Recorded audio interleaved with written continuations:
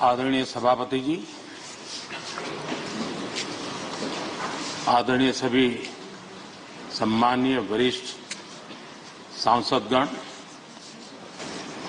सबसे पहले मैं आदरणीय सभापति जी को आपको इस सदन की तरफ से और पूरे देश की तरफ से बहुत बहुत बधाई देता हूं।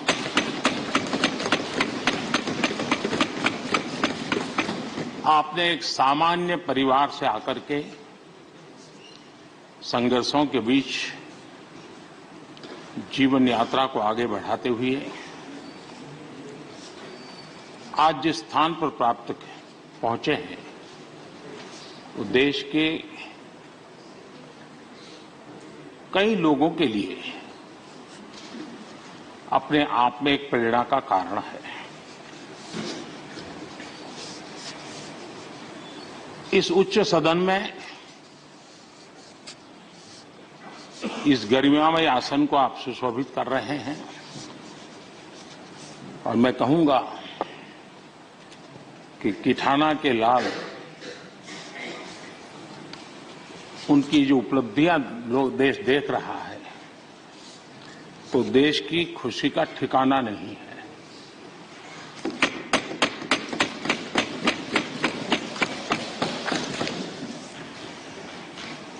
आदरणीय सभापति जी, ये सुखद अवसर है कि आज आर्म फोर्सेस फ्लैग डे भी है।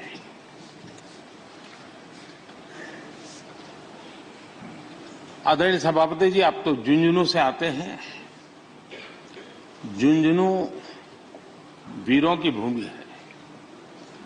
शायद ही कोई परिवार ऐसा होगा कि जिसने देश की सेवा में अग्रिम भूमिका न निभाई हो। और ये भी सोने में सुहागा है कि आप स्वयं भी सैनिक स्कूल के विद्यार्थी रहे हैं।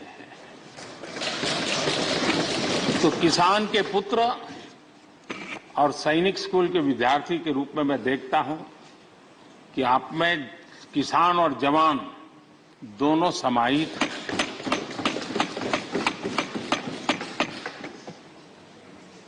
मैं आपके अध्यक्षता में इस सदन से सभी देशवासियों को आर्म फोर्सेस फ्लैग डे की भी शुभकामनाएं देता हूं।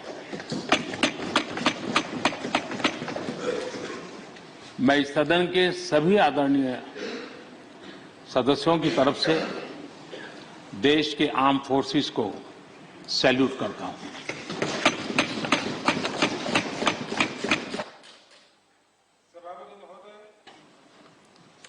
आज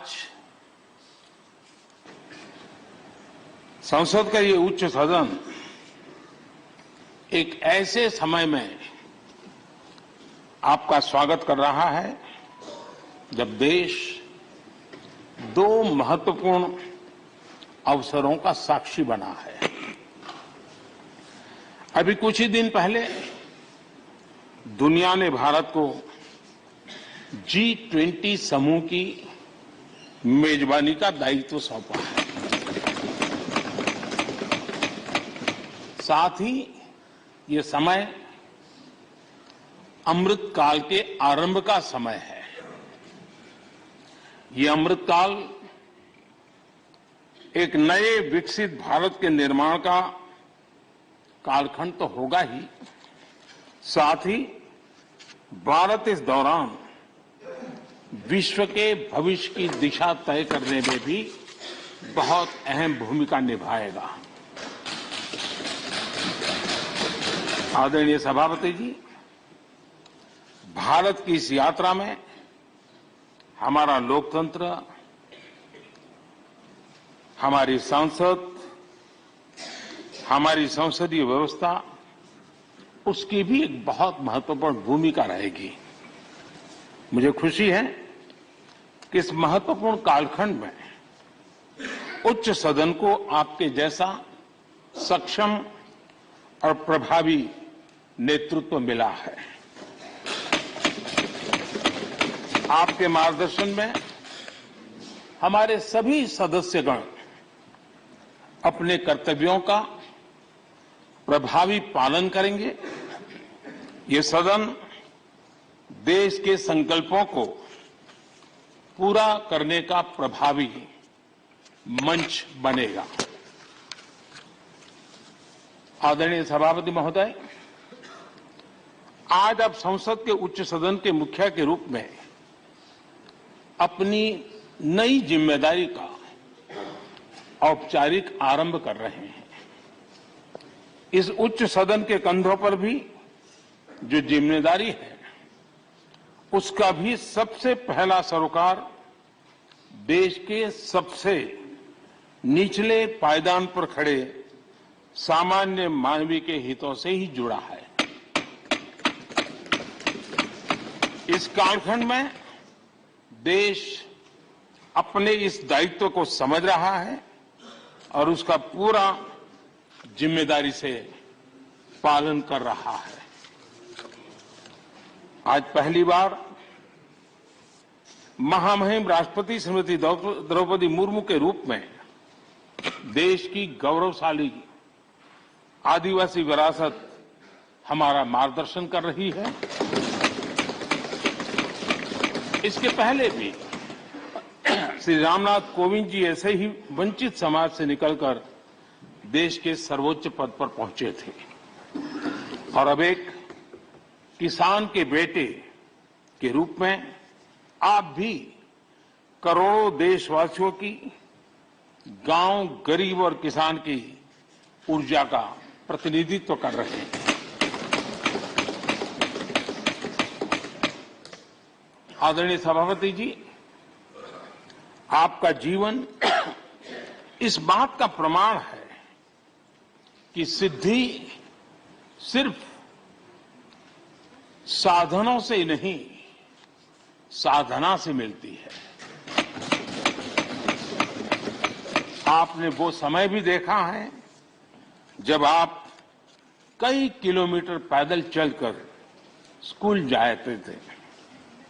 गांव, गरीब, किसान के लिए आपने जो किया वो सामाजिक जीवन में रहे हर व्यक्ति के लिए एक उदाहरण है। आदरणीय सभापति जी, आपके पास सीनियर एडवोकेट के रूप में 3 दशक से ज्यादा का अनुभव है। मैं विश्वास से कह सकता हूं, इस सदन में आप कोर्ट की कमी महसूस नहीं करेंगे।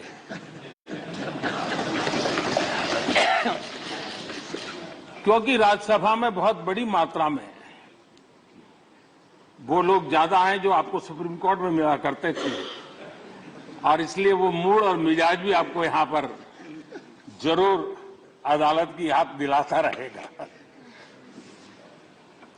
आपने विधायक से लेकर सांसद, केंद्रीय मंत्री, गवर्नर तक की भूमिका में भी काम किया है। इन सभी भूमिकाओं में जो एक बात कॉमन रही वो है देश के विकास और लोकतांत्रिक मूल्यों के लिए आपकी निष्ठा। निश्चित तौर पर आपके अनुभव देश और लोकतंत्र के लिए बहुत ही महत्वपूर्ण है। आदरणीय सभापति जी, आप राजनीति में रहकर भी दलगत सीमाओं से ऊपर उठकर सबको साथ जोड़कर काम करते रहे हैं। उपराष्ट्रपति के चुनाव में भी आपके लिए सबका वो अपनापन हमने स्पष्ट रूप से देखा। मतदान के 75% वोट प्राप्त करके जीत हासिल करना अपने आप में अहम रहा है। आदरणीय सभापति जी, हमारे यहां कहा जाता है नयति इति नायकः, अर्थात जो हमें आगे ले जाए वही नायक है। आगे लेकर जाना ही नेतृत्व की वास्तविक परिभाषा है। राज्यसभा के संदर्भ में ये बात और महत्वपूर्ण हो जाती है क्योंकि इस सदन पर लोकतांत्रिक निर्णयों को और भी रिफाइंड तरीके से आगे बढ़ाने की जिम्मेदारी है। इसलिए जब आपके जैसा जमीन से जुड़ा नेतृत्व इस सदन को मिलता है तो मैं मानता हूं कि ये सदन के हर सदस्य के लिए सौभाग्य है।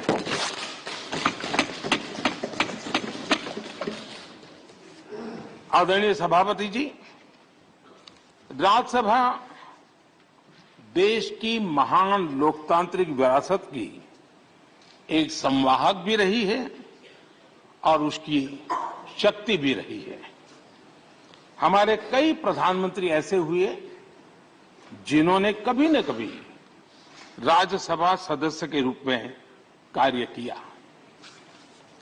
अनेक उत्कृष्ट नेताओं की संसदीय यात्रा राज्यसभा से शुरू हुई थी।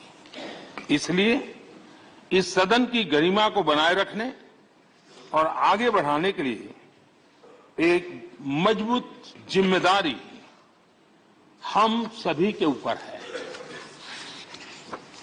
आदरणीय सभापति जी, मुझे विश्वास है कि आपके मार्गदर्शन में ये सदन अपनी इस विरासत को, अपनी इस गरिमा को आगे बढ़ाएगा, नई ऊंचाइयां देगा। सदन की गंभीर चर्चाएं, लोकतांत्रिक विमर्श लोकतंत्र की जननी के रूप में हमारे गौरव को और अधिक ताकत देंगे। आदरणीय सभापति महोदय जी, पिछले सत्र तक हमारे पूर्व उपराष्ट्रपति जी और पूर्व सभापति जी इस सदन का मार्गदर्शन करते थे और उनकी शब्द रचनाएं, उनकी तुकबंदी सदन को हमेशा प्रसन्न रखती थी। ठहाके लेने के लिए बड़ा अवसर मिलता था। मुझे विश्वास है कि आपका जो हाजिर जवाबी स्वभाव है वो उस कमी को कभी खलने नहीं देगा और आप सदन को वो लाभ भी देते रहेंगे। इसी के साथ मैं पूरे सदन की तरफ से, देश की तरफ से, मेरी तरफ से आपको बहुत बहुत शुभकामनाएं देता हूं। धन्यवाद।